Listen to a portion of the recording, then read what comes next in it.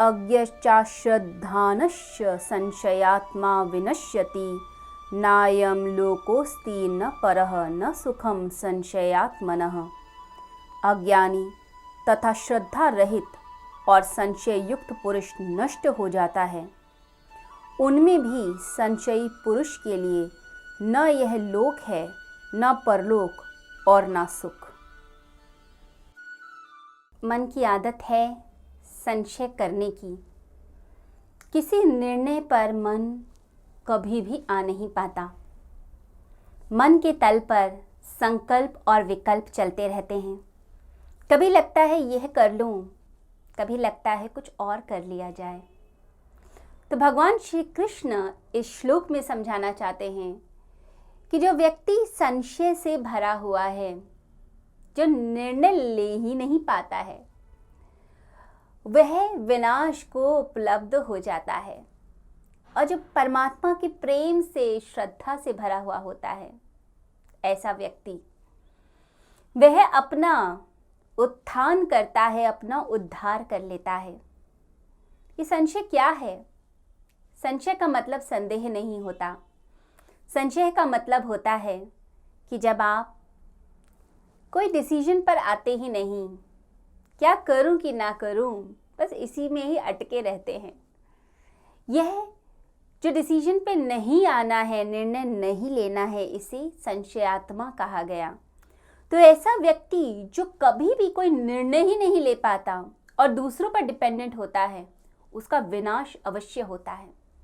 विनाश होगा ही होगा उसका, क्योंकि निर्णय कहाँ लिया। यदि आप निर्णय नहीं लेते हैं तो यह जो प्रकृति है, यह सहज रूप में पतन कर देती है। आप प्रयास करते हैं तो शिखर पर चढ़ पाते हैं। जब आप प्रयास ही नहीं करते तो अपने आप ही ग्रेविटी आपको नीचे की तरफ खींचती है। कोई व्यक्ति कुछ भी ना करे, इस दुनिया में ऐसे ही बैठा रहे, कोई निर्णय ही ना करे अपनी जिंदगी का, तो क्या होगा? वो विनाश को उपलब्ध हो जाएगा। आप चलते हैं पहाड़ पर तो एक संकल्प चाहिए, एक निर्णय चाहिए, एक अंदर से आत्मविश्वास चाहिए। ऊंचाई पर जब भी जाना होता है मनुष्य को, तो उसे थोड़ा प्रयास करना पड़ता है, थोड़ी मेहनत करनी पड़ती है, थोड़ा निर्णय, थोड़ा संकल्प। सृजन के लिए, क्रिएशन के लिए और कुछ बनने के लिए हमेशा निर्णय की आवश्यकता है। और जब आपको कुछ भी नहीं बनना तो आराम से बैठिए। लोग टालते जाते हैं चीज़ों को, अपनी जिंदगी का निर्णय नहीं लेते, और जो निर्णय नहीं ले पाता उसका विनाश ही विनाश होता है। ये सहज रूप में प्रकृति में घटित होता है। तो आपको खुद सोचना है कि आप क्या कर रहे हैं। क्या आप संशयात्मा हैं या आप संकल्पवान हैं? संशयात्मा विनाश को, नरक को उपलब्ध होता है, और जो व्यक्ति श्रद्धावान होता है, परमात्मा के प्रेम से भरा होता है, ऐसा प्रभु प्रेमी, वह कोई ना कोई डिसीजन लेकर अपनी ज़िंदगी में आगे बढ़ जाता है। हमें खुद सोचना है कि ज़िंदगी को कैसे हम बिताएं। आपका घर यदि पुराना हो रहा है, दीमक लग रही है, पर्दे फट रहे हैं, सोफे मेंटेन नहीं हो रहे, और आप कोई निर्णय नहीं ले पाते कब इसकी मेंटेनेंस करनी है, तो क्या होगा? जो घर है वह एक एक करके चीज़ें उसकी खराब होती ही चली जाएंगी। अगर आप सोचने में 10 साल लगा देंगे तो 10 साल में तो पूरा घर ही खराब हो जाएगा। तो मेंटेनेंस करनी है घर की, तो निर्णय लेना पड़ेगा। ऐसे ही जब आपकी ज़िंदगी का निर्णय होता है, ज़िंदगी में कुछ अच्छा करना चाहते हैं, तो कुछ निर्णय लीजिए लाइफ के लिए। निर्णय के बिना कुछ भी नहीं प्राप्त कर पाएंगे। तो जो संशय ही करता रहता है कि यह कार्य करूं कि ना करूं, इस बिजनेस को करूं कि ना करूं, ये नौकरी ज्वाइन करूं कि ना करूं, वह विनाश को उपलब्ध होगा।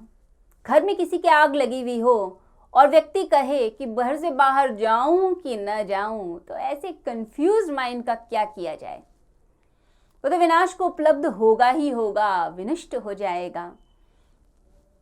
तरक्की तो छोड़िए, पतन ही पतन है ऐसे व्यक्ति का। तो जो संशय से भरा है, ऐसा मन, ऐसा चित्त कभी भी प्रभु को प्राप्त नहीं करता। मन के तल पर ऐसा व्यक्ति जीता है, आत्मा के तल पे नहीं जीता है। कहते हैं भगवान बुद्ध एक बार किसी राजा के यहाँ पर अतिथि बनकर गए।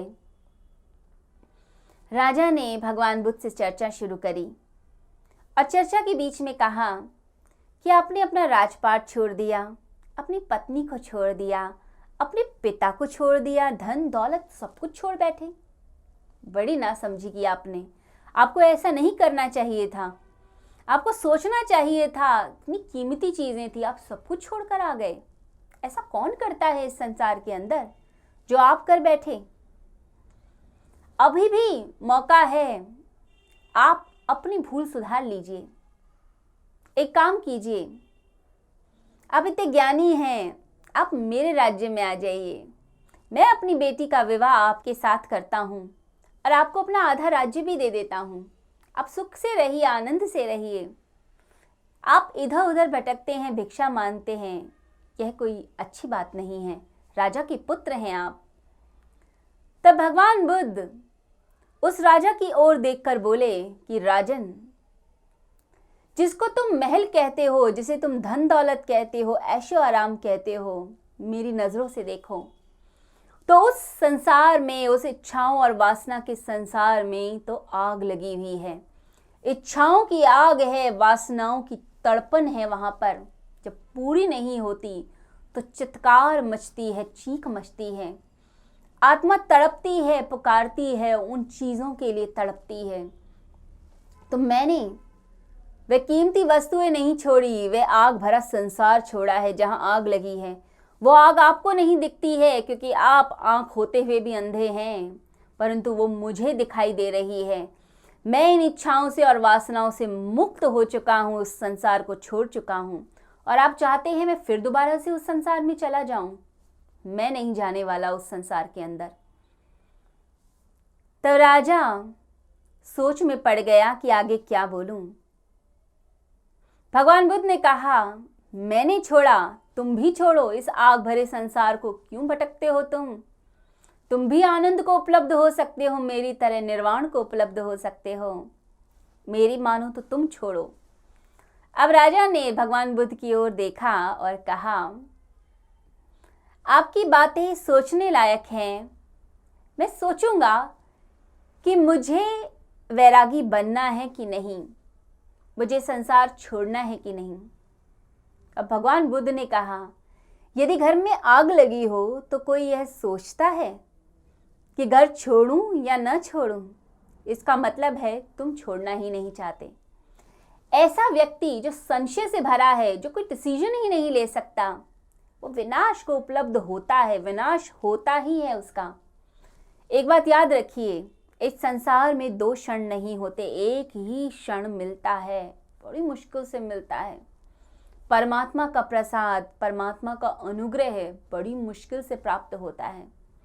वो अनुग्रह यदि मिल गया तो समझिए जिंदगी को एक मायने मिल गए, एक अर्थ मिल गया। एक क्षण ही है, धनी से धनी, अमीर से अमीर व्यक्ति के पास, सबसे योग्यतम व्यक्ति के पास भी सिर्फ एक ही क्षण है। तो उस क्षण का उपयोग कीजिए, उसका नाश मत कीजिए। जिंदगी एक है, अवसर एक है, उसी अवसर का प्रयोग कर लीजिए। लोग सोचने में समय बिता देते हैं कि भविष्य में ऐसा करेंगे, भविष्य में ऐसा होगा, हम ये करेंगे, हम वो करेंगे, या पुरानी बातों में समय नष्ट करते हैं।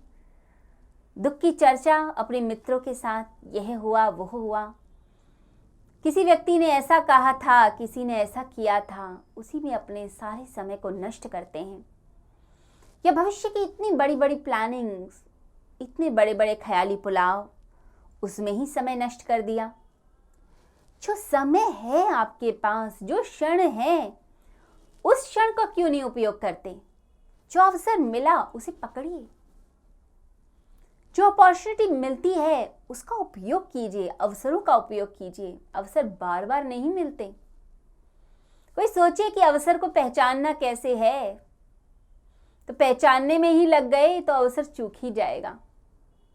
अवसर जो भी आ रहा है, जो भी क्षण आता है, बस उसे जीते जाइए, उसका प्रयोग करते जाइए, उपयोग करते जाइए। बहुत पहचानेंगे, सोचेंगे, विचारेंगे, तब तक तो समय ही हाथ से निकल जाता है। न करके पछताने से अच्छा है कर ही लीजिए, काम कीजिए, आगे बढ़ते जाए जिंदगी के अंदर। व्यक्ति बहुत सोचने में समय बिता देता है। जिंदगी उपहारों के साथ, अवसरों के साथ आपके सम्मुख आती है और आप सोचते रह जाते हैं। अद्भुत है व्यक्ति का मन, उसका मनोविज्ञान। जो अशुभ है, जो बुरा है, उसे करने में टाइम नहीं लगाता। ईर्ष्या में, घृणा में, क्रोध में, वासना में, इसमें समय नहीं लगता, क्षण भर का समय नहीं लगता। परंतु कुछ अच्छा करना हो, उसके लिए बहुत समय लगता है। किसी का कुछ भला करना पड़े तो आप अपने परिवार में बात करते हैं, सोचते हैं, विचारते हैं कि मुझे इस बच्चे का भला करना है, इसकी एजुकेशन में मुझे फंडिंग करनी है, तो उसके लिए बड़ा सोच विचार होता है। कोई सेवा का काम करना हो, उसमें सोचते हैं कि मंदिर की ये सेवा लूं कि ना लूं। घर में 10 बार बातें होंगी, लेकिन किसी पे गुस्सा करना हो तब आप विचार नहीं करते कि वाकई गुस्सा करूं कि ना करूं। अशुभ चीजें तो बड़ी जल्दी घटती हैं और शुभ की यात्रा बड़ी ही मुश्किल से होती है। यह अशुभ की यात्रा जो है, इसमें सब कुछ इंसान अपने साथ लपेटता जाता है। जैसे कोई पत्थर किसी पर्वत शिखर से गिरता हो तो रास्ते में आती हुई जो मिट्टी है वो भी पत्थर पर लगती जाएगी, जो धागे हैं वो भी लगते जाएंगे, जो भूसा है वो भी लगता रहेगा, जो कीचड़ है वो भी चिपक जाएगा उस पत्थर से। सब कुछ चिपक जाता है, उसको लपेटता जाता है चीज़ों को। ऐसे ही जो लोग पतन की यात्रा पे चलते हैं, एक बुराई अनेक बुराइयों को जन्म दे देती है। एक गलती 100 गलतियां कराती है, एक झूठ 1000 झूठ बुलवाता है। एक असत्य को छुपाने के लिए आप हजारों लाखों असत्यों का निर्माण करते हैं, झूठों का निर्माण करते हैं। क्योंकि झूठ जब तक नहीं होगा, उसका साम्राज्य नहीं होगा, तब तक चीज टिकेगी नहीं, आपकी बात नहीं टिकेगी। एक सत्य की रोशनी अज्ञानता को दूर कर देती है, उसका विनाश कर देती है। अशुभ की यात्रा में मनुष्य अनेक तरह की बीमारियों को साथ लेकर चलता जाता है। असत्य की, शुभता की, प्रसन्नता की, आनंद की जो यात्रा है, उसमें सोच विचार करता है। आज साधना करें कि ना करें, जाप करें कि ना करें, कितना समय लग जाएगा, मंदिर जा पाएंगे नहीं जा पाएंगे, उसके लिए तो हम समय ही नहीं निकालते। परंतु जितनी बुरी चीज़ें हैं संसार की, उसके लिए सबके लिए समय निकलता है। निंदा चुगली के लिए समय निकल जाता है, आलोचना के लिए समय निकल जाता है, ईर्ष्या के लिए निकल जाता है। परंतु अच्छे ज्ञान के लिए, अच्छे विचारों के लिए, सत्संग के लिए, माला जाप के लिए, ध्यान के लिए, योग के लिए समय निकलता ही नहीं है आपसे। बड़ा ही मुश्किल लगता है। जब हम शुभता की तरफ चलते हैं, परमात्मा की तरफ चलते हैं, तो हम एक एक करके अपनी बुराइयों को, बोझों को छोड़ते जाते हैं। जैसे अशुभ की यात्रा में सब कुछ इकट्ठा होता चला जाता है, ऐसे ही शुभ की यात्रा में एक एक चीज छूटती चली जाती है। जैसे पहाड़ पर कोई चलता हो, क्लाइंब करता हो, चोटी पे जाना है, तो कोई बड़ी भारी अटैची लेके नहीं चलता, छोटा सा बैग लोग रखते हैं। जैसे जैसे क्लाइंब करते जाते हैं, उस बैग का बोझा भी नहीं उठाया जाता, वो भी छोड़ दिया जाता है। चलते चलते आपको अपने कपड़े भी भारी लगते हैं कि जो जैकेट पहनी है वो भी कितनी भारी पहन ली हमने, थोड़ी पतली पहननी चाहिए थी। जूते भारी हों तो भी चला नहीं जाता, लगता है इतने भारी जूते हमने पहन लिए, ये क्यों पहने। सब चीज़ें छूटती जाती हैं, मन करता है छोड़ते जाओ, कोई बोझा पकड़ने का मन नहीं करता। तो व्यक्ति जब ऊंचाइयों पे जाता है तो सारी बुराइयां छूटती चली जाती हैं, छोड़नी पड़ती हैं, तभी तो ऊंचाई पे जाएगा। ऊंचाई पे जो भी लोग गए, शिखर पर गए, जो संत बने, जो साधु बने, एक एक करके चीज़ों को छोड़ते चले गए, छूट ही गई। प्रयास नहीं किया, छूट गई, क्योंकि ऊंचाई पे जाना था। जब हम साधना करते हैं, तपश्चर्या करते हैं, किसी चीज़ को, लक्ष्य को साधते हैं, उस समय बहुत सी चीज़ें आपकी छूटती ही छूटती हैं। इंद्रिय संयम, मनः संयम तो होता ही होता है, उसके बिना ऊंचाई हो ही नहीं सकती। व्यक्तित्व की ऊंचाई, मन की ऊंचाई, व्यवहार की ऊंचाई, सोच की ऊंचाई, वो सब आती है जब आप जो भारीपन है व्यक्तित्व का, जो नेगेटिविटी है, उसको छोड़ते हैं। याद कर लीजिए, परमात्मा की यात्रा में जो लोग चलते हैं वे अपने आप को साधना के धन से धनी करते हैं, वो संसार के धन से धनी नहीं करते। और जो लोग दुनिया की यात्रा पर हैं, जो दुनिया की चीजें इकट्ठी करना चाहते हैं, वो क्या करते हैं? तो संसार की समस्त चीजें इकट्ठी कर लेंगे, परंतु अंत में जब देह त्याग कर रहे होते हैं तब लगता है जैसे अंदर तो सब कुछ खोखला, बाहर से चीजें इकट्ठी की हुई, वो चीजें यही छूटती हैं और फिर हम रोते हैं कि क्या लेकर जा रहे हैं, कुछ भी तो हाथ में नहीं। कहते हैं जब सिकंदर मरा, उसकी अर्थी निकली, तब उस समय उसके दोनों हाथ कफन से बाहर लटके हुए थे, खाली हाथ। तो लोगों ने पूछा, ऐसा तो कोई रिवाज नहीं, ना कोई परंपरा कि अर्थी में से हाथ को बाहर निकाल दिया जाए, ये क्या किया है आप लोगों ने? तो सिकंदर के जो दोस्त थे, मित्र थे, उन्होंने कहा कि यही उसकी आखिरी इच्छा थी।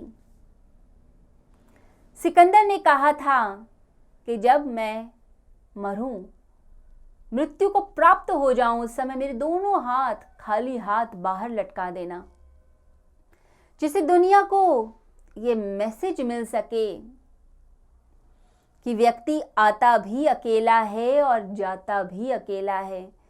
मैं इतना सफल रहा इस संसार में, विश्व विजेता, सारी दुनिया की धन दौलत, सारी जमीन मेरी, लोग मेरे, फिर भी मैं एक छोटे से तिनके को भी अपने साथ नहीं लेके जा पा रहा, खाली हाथ जा रहा हूं, खाली हाथ।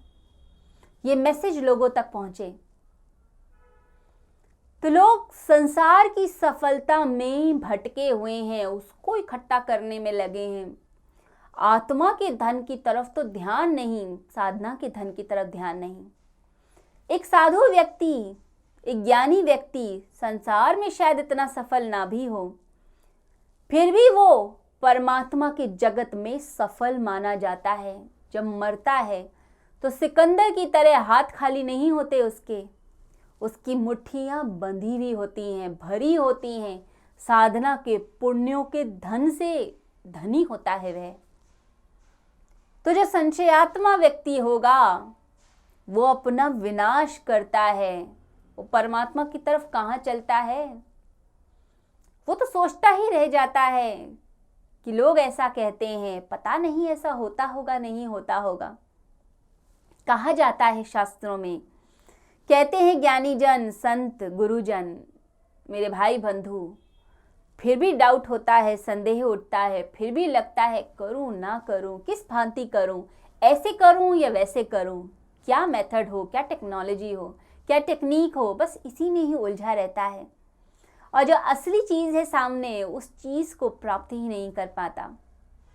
जैसे सामने रसगुल्ला पड़ा हो और आप बस सोचते विचारते रह जाएं कि इस रसगुल्ले को खाऊं कि ना खाऊं, करूं कि ना करूं, क्या करूं, तो वो मिठाई, वो आनंद तो आप प्राप्त ही नहीं कर पाएंगे, पूरा जन्म निकल जाएगा।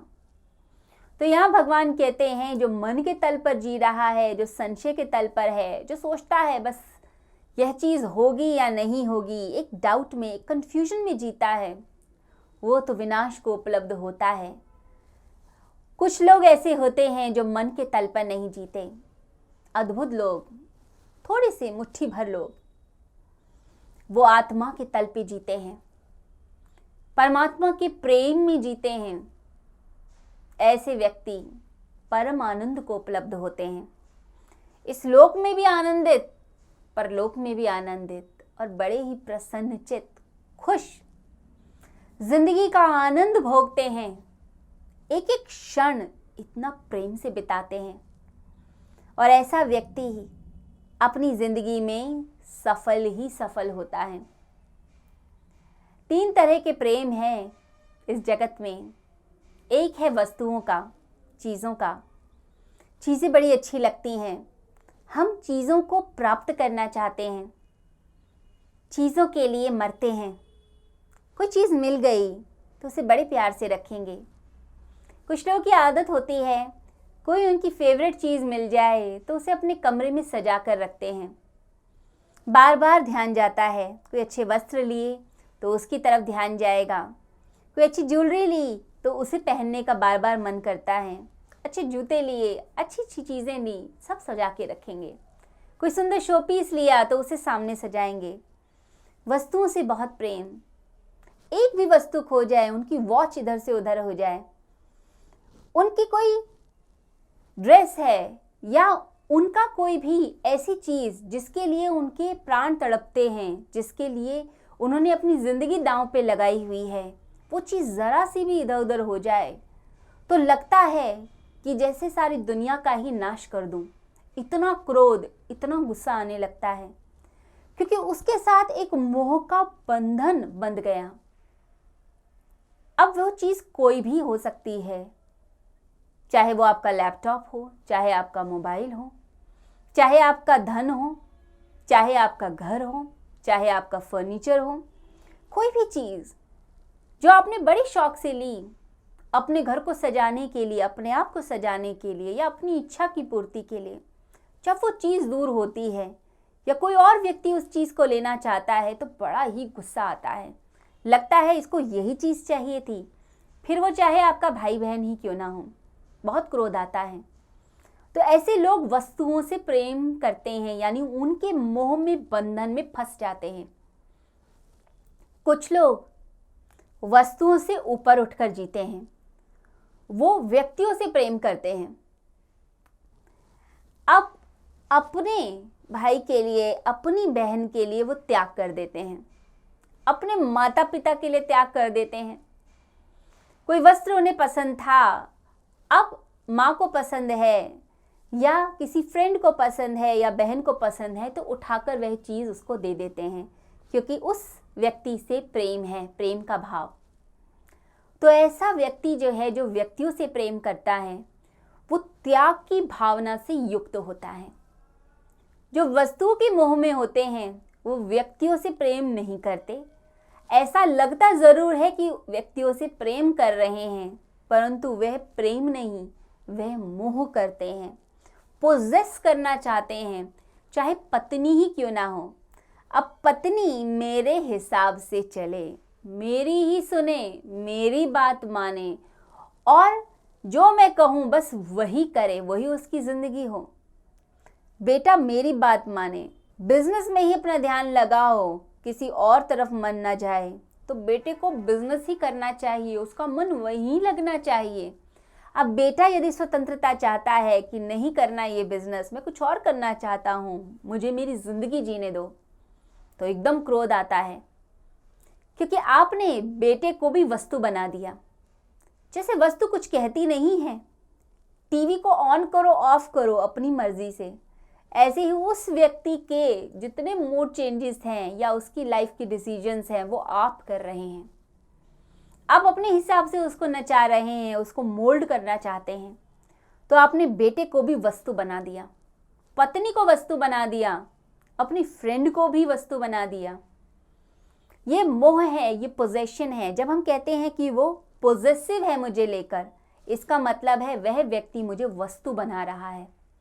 हम किसी को लेकर पॉजिटिव हैं, इसका मतलब है हम उस व्यक्ति को वस्तु बनाते हैं। जब प्रेम होता है तो स्वतंत्रता दी जाती है जिंदगी जीने की, और प्रेम में कोई शर्त नहीं होती कि वो व्यक्ति हमारी बात माने ही माने, नहीं, उसकी अपनी जिंदगी है, उसको जीने का अधिकार है।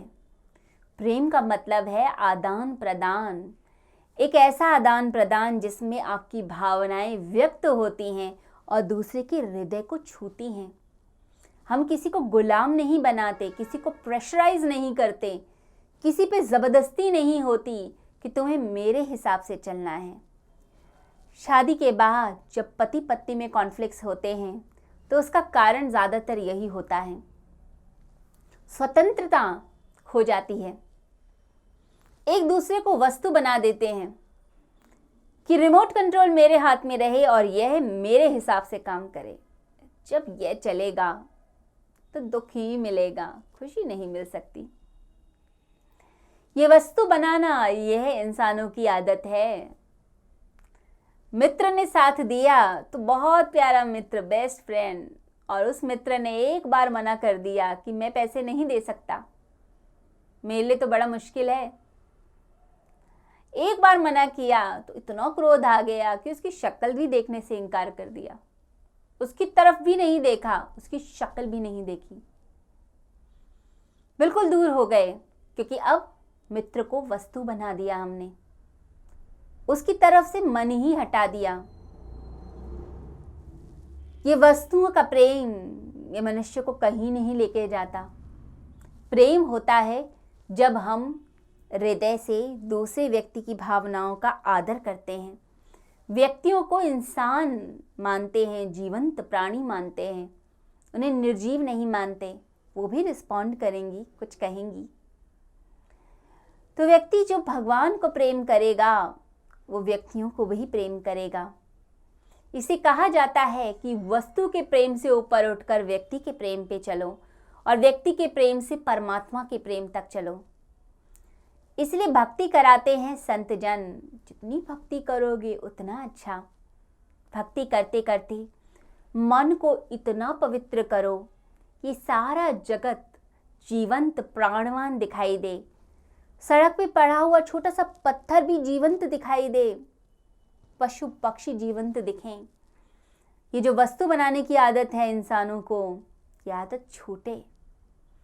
भगवान से प्रेम यानी इस पूरे अस्तित्व से प्रेम, इस कण कण से, एक एक एटम से, एक एक मॉलिक्यूल से, ब्रह्मांड की पूरी सत्ता से प्रेम। इतना प्रेम, इतना प्रेम, इतना आनंद कि मन झूमता चला जाए उस आनंद के अंदर। फिर संवाद शुरू होता है इस अस्तित्व के साथ।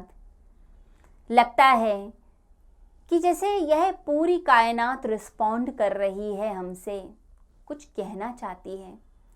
तो भगवान का प्रेम जैसे कंकड़ कंकड़ में शंकर को देखना, हर कण में, पत्ते में भी, पौधे में भी, सब जगह उसी ईश्वर का वास दिखाई दे। हम चीज़ों को जीवंत माने। जब भगवान से प्रेम करते हैं तो चाहे फर्नीचर हो, चाहे पत्थर हो, ईंट हो, सभी में प्राण दिखते हैं। और जब व्यक्ति वस्तुओं से प्रेम करता है तो भगवान को भी वस्तु बना लेता है।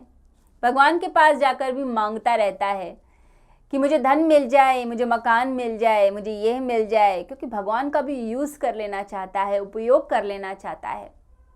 भगवान के पास भी काम से जाता है, इसलिए नहीं जाता कि भगवान को कुछ धन्यवाद देना है, नहीं, भगवान का भी यूज़ कर लिया जाए। आए हैं मंदिर में तो 4-5 इच्छाएं तो पूरी हो जाएं, एक क्यों हो, पूरी लिस्ट लेकर जाएंगे। जैसे भगवान के पास कोई और काम नहीं है, हमारी इच्छाओं की पूर्ति के लिए ही वह बैठे हैं। हम भगवान का भी उपयोग कर लेना चाहते हैं। जो व्यक्ति सच्चे प्रेम से भरा होता है, एक भी किरण उसने प्रेम की देख ली, चाहे किसी पौधे से, चाहे किसी बच्चे में, चाहे किसी मनुष्य में, वह भगवान के प्रेम को उपलब्ध हो जाता है। कहते हैं कि रामानुज के पास एक व्यक्ति आया कि मुझे भगवान का प्रेम चाहिए, भगवत प्रेम चाहिए, मैं उस प्रेम को अनुभव करना चाहता हूँ, हृदय से अनुभव करना चाहता हूँ। तो रामानुज ने कहा कि क्या तुमने कभी किसी से प्रेम किया है? तो उस व्यक्ति ने कहा, नहीं, मैंने नहीं किया। तो संत बोले कि तुम एक बार फिर सोच लो, तुमने किसी बच्चे से किया है, किसी गाय से किया है, किसी पक्षी से या किसी पौधे से? तो उस व्यक्ति को लगा कि अगर मैं बता दूंगा तो शायद ये बुरा मान जाएंगे। संत को लगेगा ये तो विषय वासनाओं में फंसा हुआ है, तो उसने झूठ कह दिया। उसने कह दिया कि नहीं नहीं, मैं तो किसी से प्रेम नहीं करता। तब संत कहने लगे, रामानुज ने कहा कि तुम्हारी जिंदगी में तो प्रेम की एक किरण भी नहीं आई और तुम प्रेम के सूर्य तक पहुंचना चाहते हो। कैसे पहुंचोगे? भगवान का प्रेम प्रेम का सूर्य है। तुम्हारी जिंदगी में एक छोटी सी भी किरण यदि आई होती प्रेम की, तो शायद मैं तुम्हें प्रेम के सूर्य तक पहुंचा भी देता। ये तो बिल्कुल ऐसा है जैसे कोई अंधा व्यक्ति हो और कहे कि मुझे सूरज के दर्शन करने हैं। प्रकाश तो देखा नहीं, सूर्य के दर्शन की बात करता है। तो थोड़ा सा भी प्यार इस संसार में किसी से भी किया हो तो भगवान के प्रेम की तरफ मोड़ा जा सकता है। तो ज़रूरी है हम प्रेम को अपनी ज़िंदगी में लेकर आएं। लोगों का उपयोग न करने का सोचें, बल्कि क्या दे सकते हैं हम उन्हें, यह सोचें। उनके प्रति अच्छी भावना आए, उनकी मदद करने की, प्रेम की, करुणा की भावना आए। हाई फ्रीक्वेंसी थॉट्स आए हमारे, ना कि लो फ्रीक्वेंसी थॉट्स जिसमें हम तामसिक गुणों से भरे हुए होते हैं। सकाम भावना से कि इस व्यक्ति से मुस्कुराकर बोलेंगे तो ये फ़ायदा हो जाएगा, इसकी चमचागिरी कर लेंगे तो थोड़ा सा धन मिल जाएगा, थोड़ी चीज़ें मिल जाएंगी। ये सकाम साधना तमोगुणी साधना होती है। जब व्यक्ति सतोगुण में रहता है तो निष्काम भाव से कर्म करता है, सेवा करता है, लोगों का भला कर देता है। ऐसे ही निष्काम भाव से जैसे वृक्ष से फूल झड़ते हैं अपने आप, किसी को दिखाने के लिए नहीं कि आज ये धनवान आया है तो चलो आज मुझे बड़े सुंदर फूल बरसाने हैं, कल जब निर्धन आएगा तो मैं एक फूल नहीं बरसाऊंगा। ऐसा कभी नहीं होता। जो निष्काम कर्मी होते हैं वह सहज रूप से प्रेम को, वात्सल्य को लुटाते चले जाते हैं। उनकी ज़िंदगी बड़ी ही अद्भुत होती है। तो भगवान का जब प्रेम होता है तो यह पूरी प्रकृति जीवंत हो उठती है। सब चीज़ों में परमात्मा के दर्शन होते हैं। एक बच्चा मुस्कुराता है तो उस बच्चे में भी परमात्मा दिखते हैं। सूर्य की तरफ हम देखते हैं तो सूर्य में भी प्राण दिखते हैं, सूर्य भी देवता दिखता है। इसलिए हमारी भारत भूमि के अंदर सूर्य को भी देवता कहा गया। सूर्य के बारे में भी कहा गया कि जैसे हजारों रथों पर सवार होकर सूर्य सुबह उदित होता है। सूर्य देवता आते हैं, जो हजारों घोड़े लगे हुए हैं उस रथ में, वो प्रतीक है उन किरणों का। एक एक किरण एक घोड़े के रूप में उस रथ में जुटी हुई।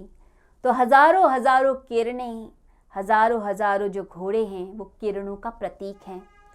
तो सूर्य को भी हम जीवंत मान लेते हैं, उसमें भी प्राण है, वह भी देवता, उसका भी एक शरीर, उसकी भी एक भावनाएं और उसकी भावना मेरी भावना के साथ मिलती है। तो ये बिल्कुल आत्मगत बात हो जाती है, जैसे आत्मा आत्मा से बात करती है। इसमें ऐसा नहीं कि सूर्य बस एक मेटेरियलिस्टिक एक ऑब्जेक्ट है जिसकी एक पर्टिकुलर लाइफ है और जैसे साइंटिस्ट उसके बारे में एक डिस्क्रिप्शन देते हैं, ऐसा नहीं एक धार्मिक व्यक्ति डिस्क्रिप्शन देता। उसके लिए तो सूर्य भगवान है, देवता हैं, देते हैं, उनकी पूजा करता है। इससे भारत भूमि पर सूर्य उपासना पर बल दिया जाता है कि सूर्य की उपासना करो, सूर्य को जल चढ़ाओ, पूजन करो। आदित्य हृदय स्तोत्र का पाठ किया जाता है। जैसे भगवान श्री राम जब रावण से युद्ध करने के लिए गए थे तो आदित्य ऋषि ने जो स्तोत्र सुनाया उन्हें विजय प्राप्ति के लिए, जो उन्हें वरदान दिया गया विजयश्री का, उस समय जो स्तोत्र बोला गया उसे आदित्य हृदय स्तोत्र बोला जाता है। उस स्तोत्र को गाकर भगवान श्री राम को विजयश्री का वरदान मिला और उन्होंने रावण पर विजय प्राप्त की थी। तो सूर्य की जो उपासना सुबह करता है और आदित्य हृदय स्तोत्र का पाठ करता है, उसको विजयश्री हमेशा मिलती है जिंदगी में। वो कभी फेल नहीं होता, वो हमेशा सक्सेसफुल होगा। तो सूर्य की उपासना सुबह सुबह उठकर ज़रूर करनी चाहिए। इसे भारत भूमि कहती है कि सुबह ब्रह्म मुहूर्त में उठो। जो योगी होगा वो ब्रह्म मुहूर्त में ज़रूर उठता है और जो भोगी होते हैं वो तब उठते हैं जब सूर्य उदित हो चुका होता है। तो हमें डिसाइड करना है कि हम परमात्मा की राह पे चल रहे हैं कि नहीं चल रहे। एक आध्यात्मिक पुरुष, एक आध्यात्मिक व्यक्ति सुबह जल्दी उठकर सूर्य के साथ ही अपनी जिंदगी की शुरुआत करता है, क्योंकि भारत भूमि पे माना गया कि सूर्य के साथ जब हम अपने दिन की शुरुआत करते हैं तो हमारे शरीर के रस वैसे बनने लगते हैं, हमारी बॉडी का जो मेटाबॉलिज्म है वो वैसे ही बूस्ट होता है। इसे सुबह सुबह सूर्य नमस्कार कराया जाता है, जिसमें 12 आसन किए जाते हैं। ये 12 आसन हमारे सातों चक्रों पर प्रभाव डालते हैं। एक एक आसन एक एक चक्र को डिपिक्ट करता है और उसका एक एक मंत्र बोला जाता है। तो 12 मंत्र सूर्य के बोले जाते हैं और सातों चक्रों पर ध्यान करते हुए 12 आसन करते हैं। ये 12 आसनों की जो सीरीज है, इसी को सूर्य नमस्कार कहा जाता है। इसका लाभ बहुत ज़्यादा व्यक्ति को प्राप्त होता है। ये समझ लीजिए कि जो सूर्य उपासना करता है ऐसा व्यक्ति तेजस्वी हो जाता है, चेहरे का नूर अलग दिखता है उसके व्यक्तित्व में अलग आभा मंडल, एक ऐसा तेज, एक ऐसी रोशनी कि दूसरे व्यक्ति पर प्रभाव डाल देता है। आप देखते हैं कुछ लोग ऐसे होते हैं जो कुछ बोलते हैं दूसरा व्यक्ति मान लेता है, यानी स्ट्रॉन्ग ऑरा है, स्ट्रॉन्ग पर्सनालिटी। तो सूर्य के जो उपासक होते हैं वो जो कहते हैं वो दूसरा व्यक्ति मान लेता है। और सूर्य की उपासना, ये समझिए आपके जो तीसरा नेत्र है जहाँ टीका लगता है, उसको भी जागृत करती है। तो सूर्य का उपासक तीव्र बुद्धि वाला, तेज दिमाग वाला और बड़ा ही कुशल होता है अपने कार्य में, ऊर्जावान, स्फूर्तिवान, तेजस्वी, ओजस्वी, एक अद्भुत प्रतिभा का, व्यक्तित्व का धनी होता है। तो सूर्य की उपासना कराई जाती है क्योंकि सूर्य को हम जीवंत मानते हैं, प्राणवान मानते हैं। तो आध्यात्मिक व्यक्ति प्रकृति के हर कण को जीवंत मानेगा। ये फूल के पास भी जाता है तो उससे भी आग्रह करता है कि मैं तुम्हें चुन रहा हूँ क्योंकि मुझे तुम्हें परमात्मा के चरणों में चढ़ाना है। तो उससे भी निवेदन करता है, उससे भी पूछता है, उससे भी संवाद करता है। ये आत्मा के संवाद होते हैं। आपको जानकर हैरानी होगी, ये पूरी प्रकृति, ये पूरा ब्रह्मांड संवाद करता है, कम्युनिकेट करता है। तो कुछ ना कुछ कम्युनिकेशन चलता है इस पूरी प्रकृति के अंदर। ये वृक्ष बातें करते हैं, नदियाँ बातें करती हैं, संकेत देते हैं। जैसे भूकंप जब आता है तो जापान में एक पर्टिकुलर फिश है जो बहुत ज़ोर ज़ोर से घूमना शुरू करती है, हिलना शुरू कर देती है। एक छोटे से पॉन्ड में होगी तो हलचल शुरू कर देगी, तेजी से हिलना शुरू करती है। तो ये पक्षी, ये पौधे, ये हवाएं, ये संकेत देती हैं। हम नहीं समझ पाते इनके संकेत। तो ये तो गलती हमारी हुई ना। जो संकेत समझ लेते हैं वो जान जाते हैं। जो लोग बहुत ज़्यादा विलेज में रहते हैं या गांव में रहते हैं, उन्हें प्रकृति की भाषा जल्दी समझ आती है। उन्हें पता चल जाता है कि बाग में आम कब पक गए। जब देखते हैं कि तोता आ रहा है और वृक्ष के ऊपर बैठकर एक आम को चखना उसने शुरू किया और खा रहा है, तो समझ आ जाता है कि आम पक रहा है। और जिस आम को तोता पकड़ के खाता है वो सबसे मीठा आम होता है, क्योंकि जो पशु पक्षी होते हैं वो प्रकृति के ज़्यादा नज़दीक होते हैं। और जो व्यक्ति प्रकृति के साथ रहते हैं, जो पहाड़ों में रहते हैं, बाग में रहते हैं, वो समझिए वो प्रकृति की संकेतों को जल्दी समझ पाते हैं। तो प्रकृति संदेश देती है, संकेत देती है, कुछ बताती है, हम नहीं समझ पाते क्योंकि हम प्रकृति से दूर हैं। इसलिए सुबह सुबह के वक्त ज़रूर सैर पर जाइए, कुछ समय तो बिताएं प्रकृति के साथ, वृक्षों के साथ बैठिए, उनकी छाया में बैठिए, थोड़ा धूप का आनंद भी लीजिए। सुबह सुबह जो सैर पे जाएगा, धूप का आनंद लेगा, तो विटामिन डी तो अपने आप ही मिल जाता है, हड्डियां मजबूत होती हैं, आंखें भी तेजस्वी होती हैं जब हम घास पे चलते हैं। तो अनेक अनेक गुण व्यक्तित्व में आने लगते हैं, स्फूर्ति, ऊर्जा, माधुर्य। और कमाल की बात है, ये प्रकृति अपने आप ही हेल्थ भी देती है, स्वास्थ्य देती है। जो नेगेटिविटी है वो निकलती है जब हम प्रकृति के पास जाते हैं। इससे आध्यात्मिक व्यक्ति प्रकृति के ज़्यादा नज़दीक होते हैं, पेड़ पौधों को थोड़ा ज़्यादा प्यार करते हैं। आप देखते हैं जब बच्चे पार्क में जाते हैं या बाग में जाते हैं तो पेड़ों के पास जाकर पेड़ों को गले लगा लेते हैं, पौधों को गले लगाते हैं। तो आध्यात्मिकता में व्यक्ति ऐसे ही पवित्र बच्चे की तरह होता है, इतना प्यारा, इतना भोला कि वो जाकर गले लगा लेता है वृक्षों को, प्रेम करता है वृक्षों की तरफ, पौधों की तरफ, पशु पक्षियों की तरफ। एक अलग ही करुणा होती है। इसलिए भारत भूमि में वृक्षों का सम्मान किया गया। धागे हम बांधते हैं वृक्षों को, सम्मान का प्रतीक है। एक धारणा है कि वृक्ष को धागा बांधने से जो हमारी मुराद है वो पूरी होती है। तो यह भी एक सहज सम्मान की भावना एक पेड़ के प्रति। नदियों को सम्मान दिया गया, उनकी पूजा की गई, नमस्कार किया गया। तो ये आध्यात्मिक व्यक्ति की निशानी है कि वो संवाद करता है, कम्युनिकेट करता है प्रकृति के साथ। जब जब हम कम्युनिकेशन तोड़ेंगे तो समझिए हम प्रकृति से दूर हो गए, प्रकृति के पास ही नहीं हुए। और प्रकृति से दूर तो एक आर्टिफिशियल दुनिया में जहाँ दुख ही दुख है, ऐसी दुनिया जो माया से भरी हुई, ऐसी दुनिया नहीं जो परमात्मा ने बनाई हुई। परमात्मा की दुनिया से ही तो जुड़ना है। सब जगह वही तो है, वृक्षों में भी वही है, आकाश में वही है, पाताल में वही है, धरती में वही हवाओं में, वही फिजाओं में, वही आकाश में, वही बादलों में, वही बिजली में, वही सूर्य में, वही चंद्रमा में, सब और परमात्मा ही तो है।